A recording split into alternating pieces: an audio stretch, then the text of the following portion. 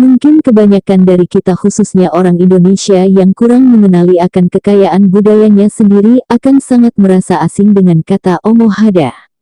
Ya, Omohada adalah sebutan untuk rumah adat Nias Utara. Umumnya yang kita tahu tentang apa adat atau kebudayaan dari Nias adalah lompat batu.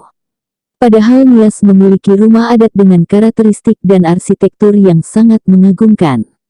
Rumah di Nias adalah potret tradisi nenek moyang suku Nias yang secara rasional menyiasati ancaman dari alam sekaligus potensi alam dalam membina bangunan. Hasilnya adalah suatu karya yang sangat berani berekspresi dengan titik berat rancangan yang memenuhi kebutuhan bertinggal namun dengan nyali estetika yang terlahir dari logika serta konstruksi dan geometri yang sederhana namun mengagumkan.